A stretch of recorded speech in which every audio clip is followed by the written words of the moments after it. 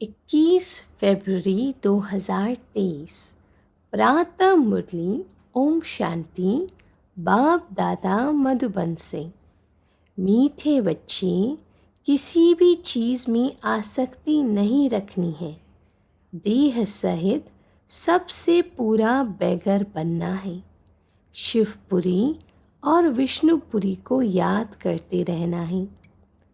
प्रश्न है, गरीब निवास बाप गरीब बच्चों को भी किस बात में आप समान बना देते हैं? उत्तर, बाबा कहते हैं, जैसे मैं फ्राक दिल हूँ, कक पनले तुम्हें बादशाही देता हूँ, ऐसे तुम बच्चे भल गरीब हो लेकिन फ्राक दिल बनो। थोड़े पैसे से भी यह गॉडली यूनिवर्सिटी खोल दो, इसमें खर्चा कोई नहीं। 3-4 ने भी इस यूनिवर्सिटी से अच्छा फल पा लिया तो खोलने वाले का आहो सौभाग्य। सिर्फ सपूत बनकर रहना, कभी काम क्रोध के वश सद्गुरु की निंदा नहीं करना। ओम शांति। बाप दादा और मम्मा। मम्माई 2 होती हैं, दादी और माता। यह तुम्हारी बड़ी माँ है। ब्रह्मा तुम्हारी बड़ी माँ है, परंतु बच्चों को संभालने के लिए जगत अम्बा निमित्त बनी हुई है। शिव बाबा है बहुरूपी, वह बहुत खेल पाल करते हैं। स्वहज होते हैं ना, जब सगाई होती है तो भी स्वहज करते हैं, और जब शादी का समय होता है तो दोनों फटे हुए कपड़े पहनते हैं, तेल लगाते हैं। यह रस्म भी यहाँ की है। तुम बच्चों को भी बाप समझाते हैं कि पूरा बैगर बनना है। कुछ भी नहीं होगा तो सब कुछ मिल जाएगा। डबल अंडरलाइन कह रहे हैं बाबा जी, कुछ भी नहीं होगा तो सब कुछ मिल जाएगा, पूरा 0 बिंदी। देह सहित कुछ भी न रहे। शिवपुरी विष्णुपुरी तरफ ही बुद्धि योग लगना है और लगाना है। शिवपुरी विष्णुपुरी तरफ ही बुद्धि योग लगाना है, और कोई भी चीज़ में आसक्ति न हो। पवित्र भी ज़रूर बनना है। देखो मीरा का कितना गायन है, लोक लाज खोई। सिर्फ इस पवित्रता के कारण कितना नाम निकला है। उनको तो ज्ञान अमृत भी नहीं मिला, सिर्फ श्री कृष्ण से प्रीत थी। कृष्णपुरी में जाने के लिए विष को छोड़ा। जैसे स्त्री पति के पिछाड़ी सती बनती है ना, अब ऐसे तो नहीं। मीरा याद करते करते कोई कृष्णपुरी में गई। उस समय कृष्णपुरी तो है नहीं। मीरा को 500-600 वर्ष हुए होंगे। भगितन बहुत अच्छी थी, इसलिए कोई अच्छे भक्त के घर जन्म लिया होगा। उनका नामाचार कितना चला आता है। वह तो मीरा भक्तिन थी। तुम सभी ज्ञान मीराएं बनती हो। तुम आई हो सूर्यवंशी चंद्रवंशी महारानी बनने के लिए। भल पहले अनपढ़, पढ़े के आगे भरे ढोते हैं, परंतु महारानी तो बनेंगी ना। अगर बचपन को भूल हाथ छोड़ दिया फिर तो कभी नहीं महारानी बनेंगी, और ही प्रजा में भी कम पद पाएंगी। वैकुंठ में तो आएंगी परंतु कम पद। बाबा ने समझाया है, भक्ति करने वालों से पूछना चाहिए कि तुम क्या चाहते हो, कृष्ण की भक्ति क्यों करते हो। ज़रूर दिल होगी कि इनकी राजधानी में जाएं, परंतु वहाँ जाएंगे कैसे। बहुत मनुष्य कहते हैं हमको शांति चाहिए, परंतु अशांति तो सारी दुनिया में है ना। तुम एक को शांति मिलने से क्या होगा? हम तुमको 21 जन्मों के लिए सदैव सुखी बना सकते हैं। देवताएं इस भारत में ही सदा सुखी थे। अब वह राजधानी स्थापन हो रही है। यहाँ तो है ही माया का राज्य। शांति मिल नहीं सकती। शांति के लिए अलग जगह है, सुख के लिए अलग जगह है। सुख धाम में सब सुखी होते हैं, कोई एक भी दुखी नहीं रहता है, और दुख धाम में फिर एक भी सुखी नहीं रहता। यथा राजा रानी तथा प्रजा, सब दुखी ही दुखी हैं। सुख धाम में कभी जानवर भी दुख नहीं पाते। शांति की दुनिया ही अलग है, जिसको निर्वाण धाम कहते हैं। कहते हैं फलाना निर्वाण धाम गया, परंतु गया कोई भी नहीं है। अगर खुद चला गया तो फिर क्या करके गया? सब दुखी ही दुखी है। कितने लड़ाई झगड़े हैं। वह कहते हैं हमारे देश से हिंदू निकल जाए, वह कहते हैं फलाने निकल जाए। एक दो को सहन नहीं कर सकते। अब बाप भी देखते हैं अनेक धर्म हो गए हैं तो लड़ते रहते हैं, इसलिए सभी देह के धर्मों को निकाल देते हैं। बाप कहते हैं जो भी धर्म वाले हैं सबको हम देह के धर्म से निकाल देंगे। सतयुग में सिर्फ एक धर्म, देवता धर्म रहता है। यह सब ज्ञान तुम बच्चों की बुद्धि में है। हाथ में चित्र उठाएं, जाकर वानप्रस्थियों को समझाना चाहिए। मंदिरों में जाना चाहिए, उनसे पूछना चाहिए शंकर के आगे शिव दिखाते हैं तो ज़रूर वह शंकर से बड़ा हुआ ना। अगर शंकर भगवान का रूप है तो फिर उनके सामने शिवलिंग रखने की क्या दरकार है? सन्यासी अपने को ब्रह्मज्ञानी तत्वज्ञानी कहलाते हैं। शिव का उनको पता भी नहीं है। तत्व तो रहने का स्थान है, वह फिर ब्रह्म और तत्व को भी एक नहीं मानते। अच्छा, ब्रह्म ज्ञानी तत्वज्ञानी है, फिर अपने को शिव क्यों कहलाते? वह तो समझते हैं शिव भी एक ही है, ब्रह्म भी एक ही है। अब ब्रह्म तो है ही रहने का स्थान। मनुष्य तो बहुत मूंझे हुए हैं। तुम बच्चों को अब होशियार होना है। तुम सन्यासियों को भी समझा सकते हो, उनसे भी कोई निकलेंगे जो असुल देवता धर्म के होंगे। वह झट ज्ञान को समझ लेंगे। कोई 3-4 जन्मों से कन्वर्ट हुए होंगे तो इतना जल्दी नहीं निकलेंगे। ताज़े गए होंगे तो झट निकलेंगे। बाबा में कशिश है ना। बाप है चुंबक, आत्माई है सुइयाँ। अब सुइयाँ पर कट यानी जंग चढ़ी हुई है।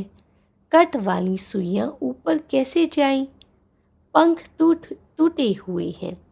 कट वाली चीज़ मिट्टी के तेल में डाली जाती है। बाबा भी इस ज्ञान अमृत से सबकी कट निकालते हैं, फिर हम सच्चा सोना बन जाएंगे। तुम अभी पत्थरनाथ से पारसनाथ बनते हो। भारत पारसपुरी था, अब देखो सोने का धाम कितना चढ़ गया है। सोने का दाम कितना चढ़ गया है, फिर वहाँ बहुत सस्ता हो जाएगा। तो भारत जो अब पत्थरपुरी बना है वह फिर पारसपुरी बनेगा। हमारी बुद्धि में यह चक्र फिरता रहता है।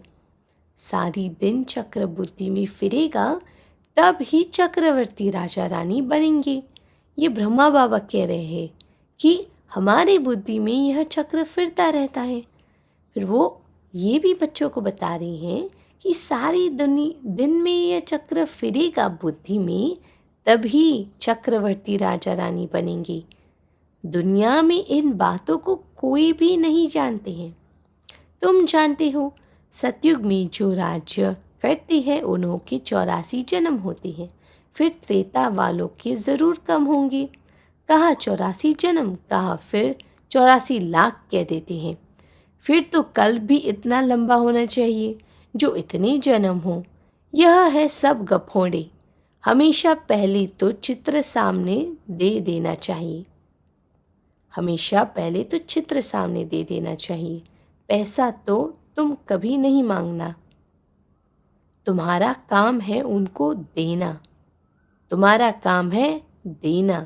कुछ भी उनको देना होगा तो आप ही देंगे। कोई दाम पूछे तो बोलो बाबा तो गरीब निवास है, गरीबों के लिए फ्री बांटा जाता है। बाकी साहूकार जितना देंगे उतना हम और भी छपाएंगे। पैसा कोई हम अपने काम में थोड़े ही लगाते हैं। जो मिलता है जनता की सेवा के काम में लगाया जाता है। साहूकार ही तो धर्मशाला आदि बनाएंगे। यह गरीब भी सेंटर बना सकते हैं। इसमें खर्च कुछ भी नहीं है। समझो, कहते हैं कि हम सेंटर खोलूं अथवा यह गॉडली यूनिवर्सिटी खोलूं। ऐसी गॉडली यूनिवर्सिटी से 3-4 ने भी अच्छा फल पा लिया तो अहो सौभाग्य। उन खोलने वालों का इसमें फराग दिल होना चाहिए। बाबा देखो कितना फराग दिल है। ककपन ले और बादशाही दे देते हैं। सपूत बच्चे की ही बाबा की सर्विस कर सकते हैं। कपूत क्या करेंगे? कपूत को थोड़े ही बाप वर्षा देंगे। तुमको सद्गुरु का शो करना है।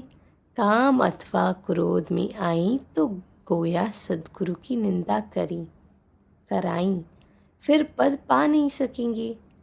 बहुत संभाल करनी चाहिए। बाप कहते हैं विष का वर्षा तो बाप से पति से लेते आए हो। अब यह पारलौकिक बाप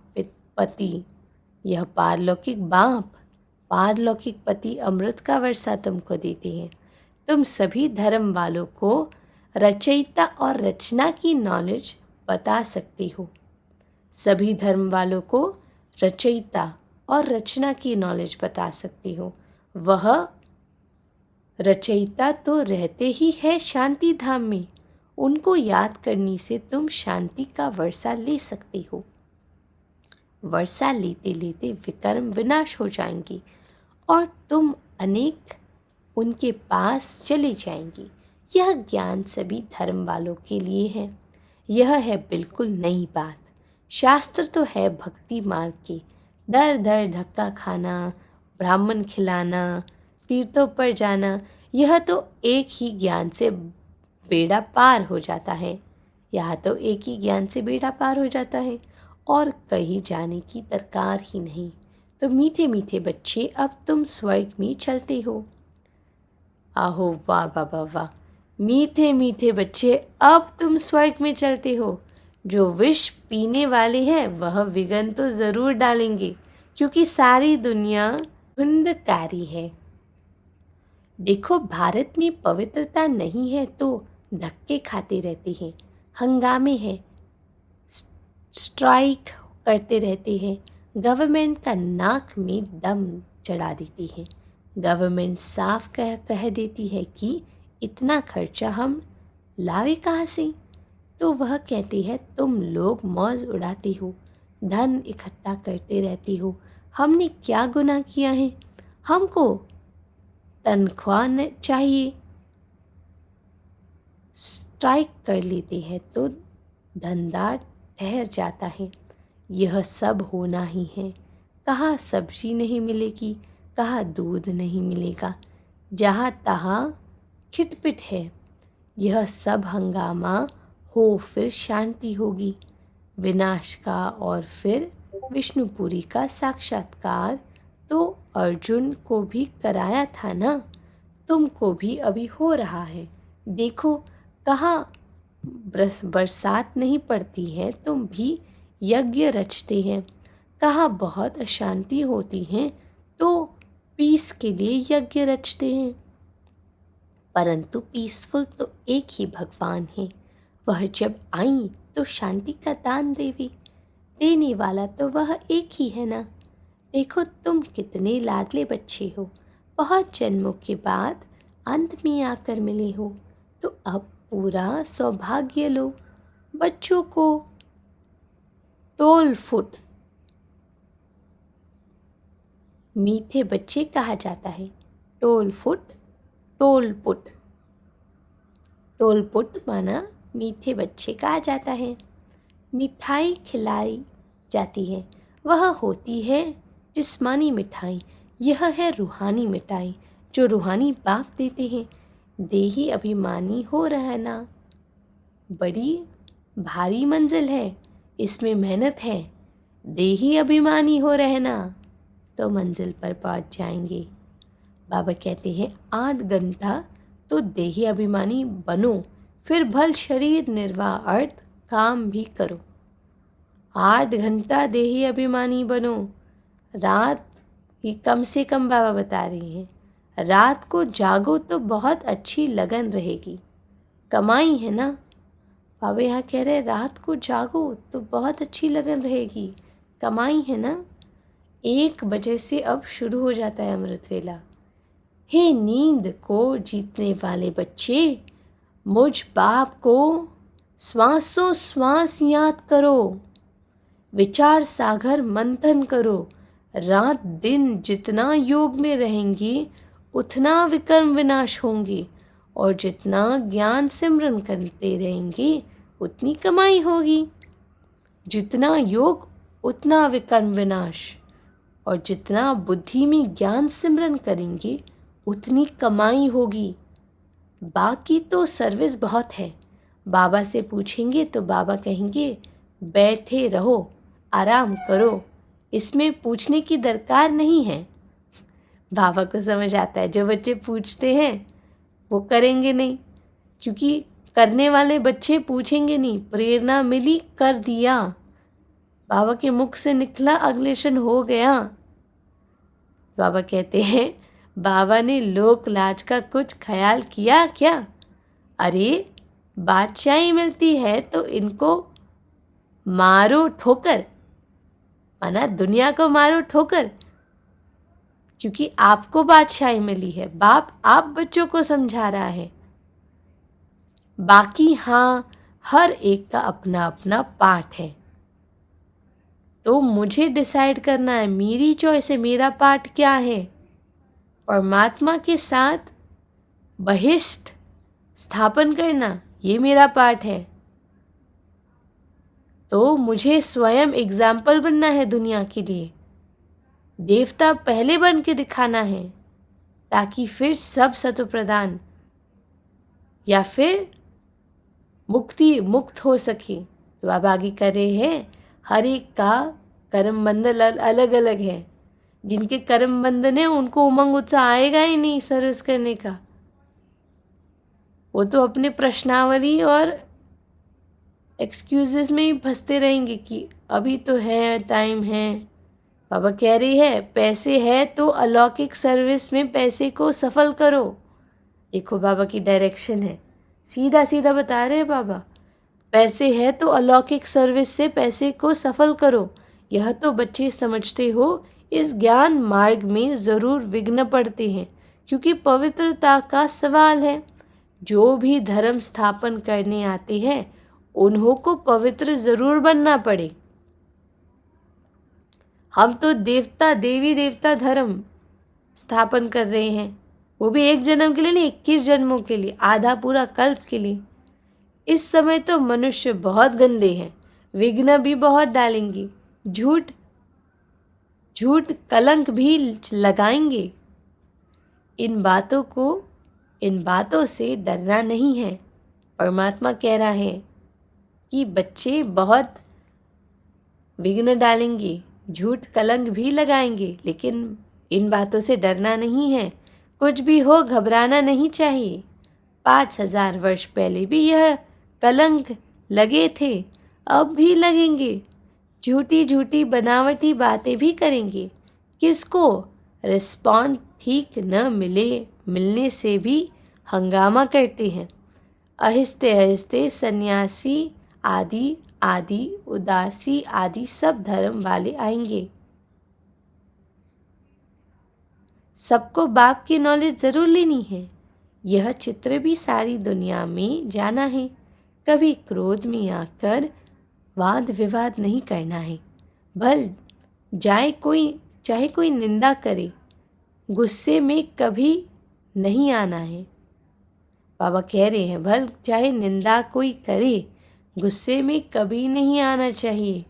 बच्चों को रिफ्रेश हो फिर सर्विस करनी है। बाबा देखो युक्ति बता रहे हैं, विधि बता रहे हैं कि कोई कुछ निंदा करे तो तुम्हारे साथ परमात्मा है, इसका सबूत ये है कि तुम्हें गुस्सा नहीं आ सकता है।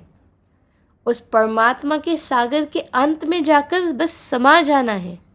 फिर आत्मा वापस देह की धरनी में इमर्ज होकर आत्मा इन दृष्टि से शांति फैलाती है। बाबा कह रहे हैं बच्चे को रिफ्रेश हो फिर सर्विस करनी है। दिन प्रतिदिन कायदे कानून भी सुधरते जाएंगे।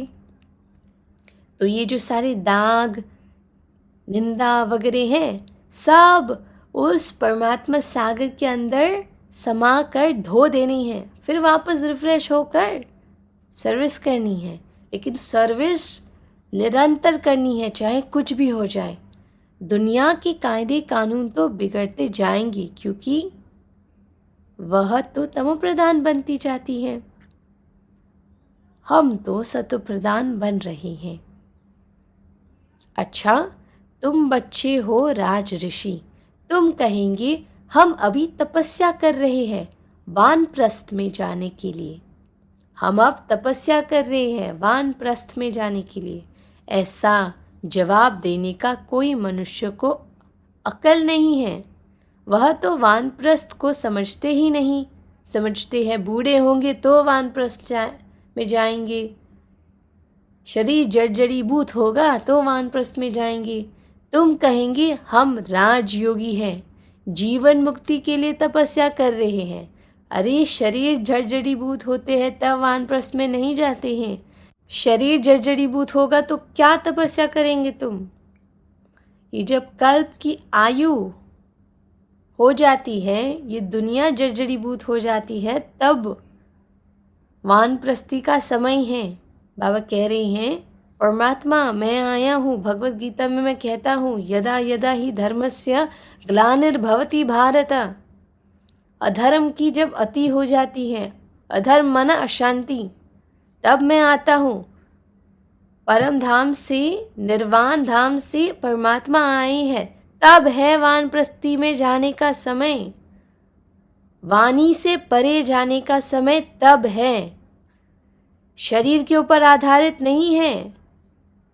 अभी इस जन्म में तुम 10 साल के हो, 50 साल के हो, कितने भी साल के हो, बूढ़े बच्चों को सभी को जाना है। तो अभी है वानप्रस्थी का समय। जीवन मुक्ति के लिए तपस्या कर रहे हैं।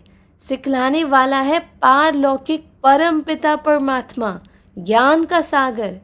वो ज्ञान का सागर देह को नहीं सिखा रहा है, आत्मा को सिखाता है।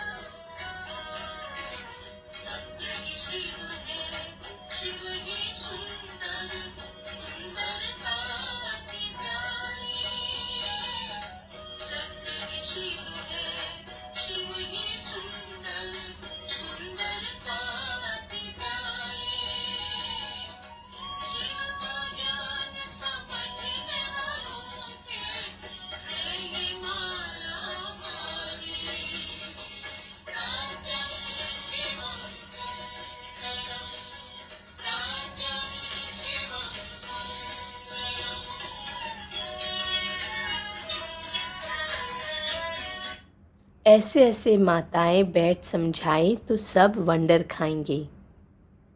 तो माताएं ऐसे ऐसे बैठ समझाना है, सब वंडर खाएंगे। बोलो हमको पारलौकिक परमपिता परमात्मा पढ़ा रही हैं भविष्य उच्च पद प्राप्त करने के लिए। अच्छा, मीठे मीठे से खिलाते बच्चों प्रति माता पिता बाप दादा का याद प्यार और गुड मॉर्निंग। रूहानी बाप की रूहानी बच्चों को नमस्ते। धारणा के लिए मुख्य सार। पहला, भल कोई निंदा करे, हमें गुस्से में नहीं आना है। किसी से भी वाद विवाद नहीं करना है। रिफ्रेश हो फिर सर्विस करनी है। दूसरा, नींद को जीतने वाला बनना है। रात को जागकर भी बाप को याद करना है और ज्ञान का सिमरन करना है। देही अभिमानी रहने की प्रैक्टिस करनी है। वरदान है, इंतज़ार को छोड़ इंतज़ाम करने वाले वियोगी के बजाय सहयोगी सो सहज योगी भव। इंतज़ार को छोड़ इंतज़ाम करने वाले वियोगी के बजाय सहयोगी और सहज योगी भव। कई बच्चे इंतज़ार करते हैं कि यह छोड़े तो छूटूं, यह टकराव छोड़े तो छूटूं, लेकिन ऐसा नहीं होता। यह तो माया के विघ्न व पढ़ाई में पेपर समय प्रति समय भिन्न भिन्न रूपों से आने ही है। तो यह इंतज़ार नहीं करो कि फलाना व्यक्ति पास करे, फलानी परिस्थिति पास करे। नहीं, मुझे पास करना है, ऐसा इंतज़ाम करो। सदा श्रीमत की उंगली के आधार पर चलते, श्रीमत की उंगली के आधार पर चलते सहयोगी से सहज योगी बनो। कभी सहयोगी कभी वियोगी नहीं। सहयोगी का नेक्स्ट स्टेप है सहज योगी बनना। तो इसलिए बाबा कहते हैं सहज योगी भव। कौन सहज योगी बन सकता है? जो इंतज़ाम कर देता है, किसी चीज़ के लिए इंतज़ार नहीं। देही अभिमानी बनना है, अपने विचारों को एकदम से शून्य करके निरसंकल्प अवस्था में रहना है। तो छोड़ा तो छूटे, छोड़ दिया, बाबा को दे दिया, तो बाबा देखेंगा। मुझे बस मेरी स्थिति का इंतज़ाम करना है स्वर्ग के लिए, तो फिर सहज योगी बनेंगे। बाबा फिर स्लोगन में कहते हैं, अपने उमंग उत्साह द्वारा अनेक आत्माओं का उत्साह बढ़ाना यह सच्ची सेवा है। सच्ची सेवा क्या है? अपने उमंग उत्साह द्वारा अनेक आत्माओं को उत्साह देना, उनका उत्साह बढ़ाना, यह सच्ची सेवा है। ओम शांति।